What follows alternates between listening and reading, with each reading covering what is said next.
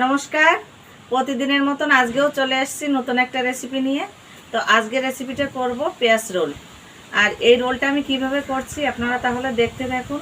আর আপনারা চাইলে এই রোলটা বাচ্চাদের টিফিন হিসেবে করে দিতে পারেন, আর খুব সহজভাবে।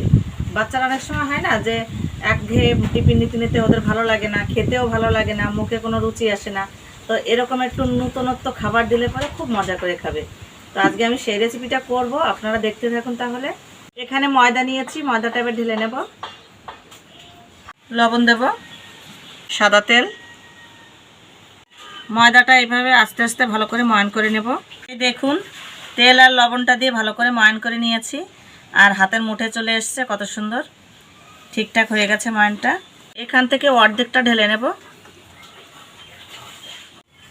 আপনারা তো এখানে দেখছেন দুটো থালায় আমি ভাগ করে নিয়েছি।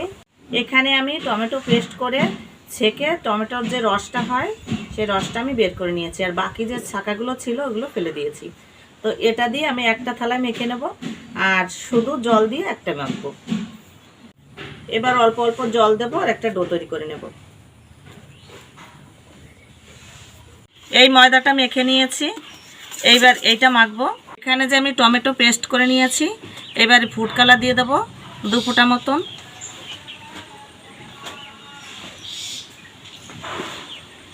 এইবার এই পেস্টটা দিয়েই এই ময়দাটা মেখে নেব।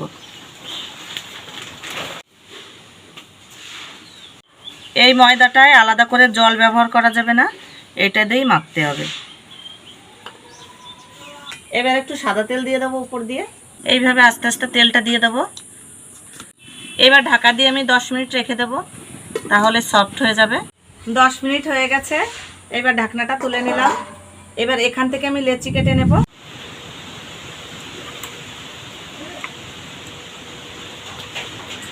মোট এখানে 10টা লেচি হয়েছে, সাদা 5টা, লাল 5টা। রুটি বেলার মতন বেলবো, তবে রুটির মতন গোল করব না, একটু লম্বা টাইপের করব। এবার এই লালটা বেলবো একইভাবে। এবার এই সাদা রুটিটার উপর এই লাল রুটিটা দিয়ে দেব। একসঙ্গে বেলে নেব।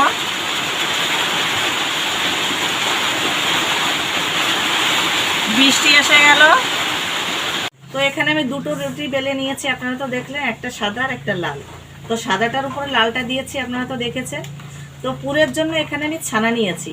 তাহলে কি পুরটা তৈরি করার জন্য আলাদা করে আর কোনো ঝামেলা করা লাগলো না, আর খুব চটপট করে বাচ্চাদের আপনারা টিফিনটা করে দিতে পারবেন।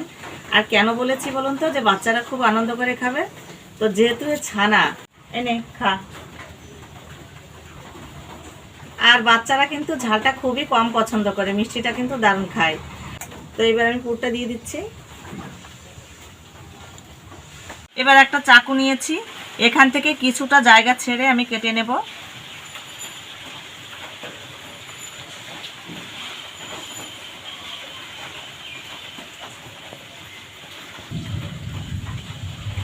এবার এইভাবে আস্তে আস্তে পেঁচিয়ে নেব।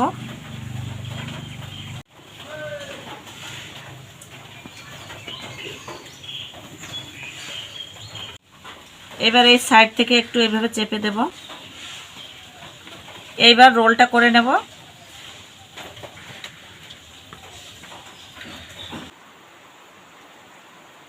এই সাইডে একটু এইভাবে চেপে নেব, তাহলে ভিতরে পুরটা বেরোবে না।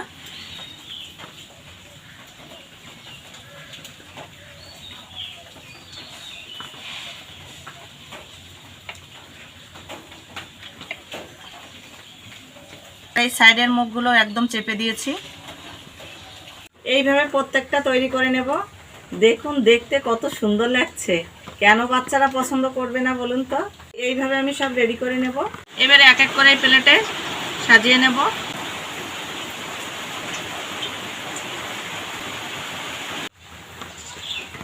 চারটে রোল হয়ে গেছে, আর একটা বাকি আছে। এবার এটাও করে নেব।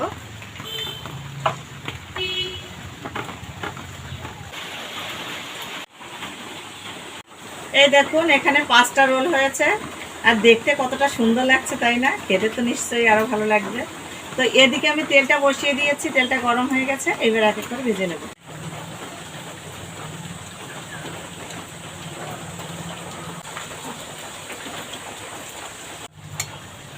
এইভাবে এক এক করে উল্টে ভেজে নেব।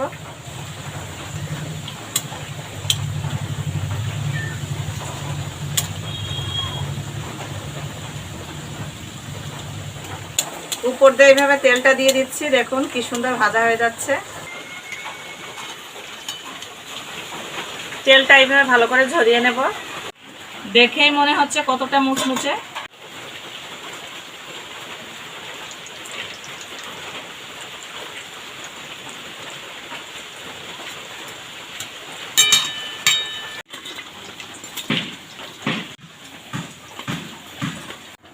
তো পেঁয়াজ রোলটা আমার রেডি।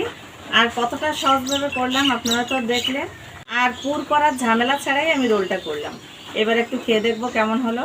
শুধু তো বাচ্চারা ভালোবাসে বলছি, এখন নিজে খেয়ে একটু বলি কেমন হলো।